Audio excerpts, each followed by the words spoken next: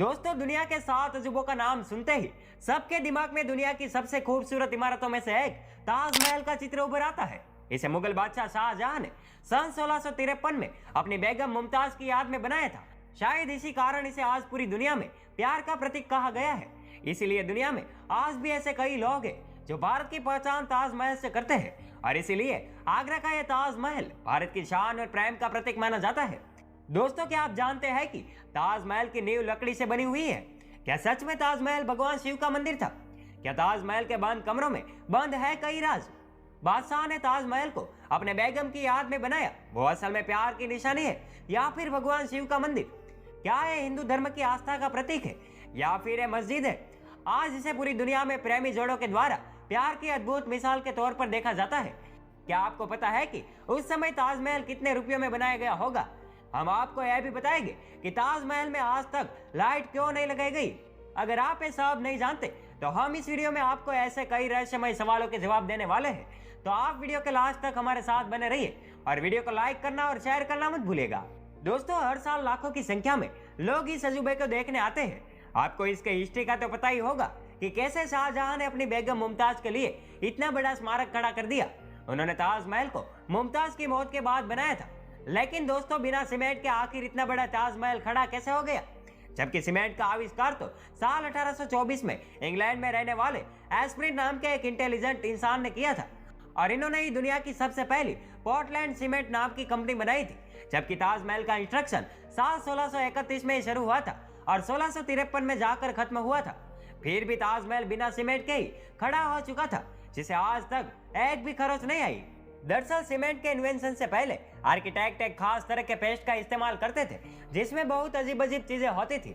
अगर ताजमहल के कंस्ट्रक्शन की बात करें तो इसमें बहुत सारे कम कीमती पत्थर जैसे कि हकीक, एमेनाइट, फिरोजा, लाजवट, मूंगा, सुलेमानी, लसन या ताम्र यह सब यूज किया था। यह सब पत्थर रसिया, राजस्थान, उज्बेकिस्तान, ईरान, इजराइल जैसे दुनिया भर के अलग अलग देशों से मंगाए गए थे। इसमें कुछ अल्ट्रा रेयर स्टोन भी यूज हुए थे, जैसे कि तिलाई, पेजहार, अजूबा, नकोड़ा। ये सब इतने रेयर है कि पता नहीं शाहजहां ने इन्हें कैसे अरेंज किया होगा। लेकिन जो भी उन्होंने किया वह तो एक काबिलियत तारीफ है। और तो और जो सीक्रेट पेस्ट ताजमहल को बनाने में इस्तेमाल होता था, उसमें गुड़, बताशा, बेलगिरी का पानी जैसी और भी बहुत सारी चीजों को डालकर पेस्ट बनाया जाता था, और यह पेस्ट सीमेंट जितना ही स्ट्रॉन्ग होता था। दोस्तों, जहां बुर्ज खलीफा की नींव बड़े बड़े स्टील के पाइप से रखी गई, वही ताजमहल की नींव लकड़ियों से रखी गई थी। अब आप लोग यह तो नहीं सोच रहे कि भला लकड़ी की नींव 370 साल से कैसे चल रही है? दरअसल इसमें सबसे बड़ा रोल यमुना नदी का है।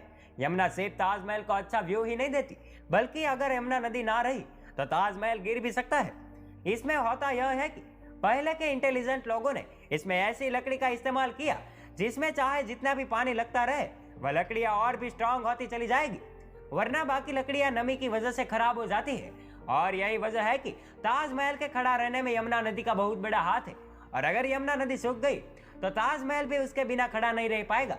अब दोस्तों, आपने देखा होगा कि ताजमहल के आसपास के चारों मीनार एक दूसरे से सीधे नहीं खड़े, और ऐसा भी जानबूझकर किया गया था। दरअसल ऐसा इसलिए किया गया, अगर कभी जोर का भूकंप आता भी है तो वह चारों मीनार ताजमहल से दूर गिर जाए, और इस तरह भूकंप के झटके ताजमहल तक पहुंचने से पहले ही इन मीनारों में ही खत्म हो जाए, और इस तरह इस पर भूकंप का भी कोई असर नहीं होगा और वह सुरक्षित बच जाएगी। अब दोस्तों, बात करते हैं कि ताजमहल को आखिर उस समय बनाने में कितना खर्चा आया होगा। आप जानते हैं कि उस समय 1 रुपए की कीमत भी बहुत ज्यादा होती थी, और अगर इन्फ्लेशन के हिसाब से देखें तो आज ताजमहल की कॉस्ट आती है 1.5 से 2 बिलियन डॉलर, यानी करीब 8,000 से 10,000 करोड़ रुपए। अब दोस्तों, ताजमहल में लाइट क्यों नहीं लगेगी, क्या आप जानते हैं? दरअसल ताजमहल का सफेद रंग लाइट को सबसे ज्यादा रिफ्लेक्ट करता है, और इसीलिए अगर रात के समय ताजमहल पर लाइट लगा दी गई तो ताजमहल के पत्थर लाइट को रिफ्लेक्ट करेंगे, और साथ ही में ताजमहल भी काफी ज्यादा चमकेगा, जिससे आसपास के कीड़े मकोड़े उस पर आके चिपकेंगे और ताजमहल के पत्थर को भी नुकसान पहुंचाएंगे। यही वजह है कि आज तक ताजमहल पर लाइट नहीं लगी। दोस्तों, इस वीडियो के बारे में आपकी क्या राय है, हमें कमेंट करके जरूर बताइएगा।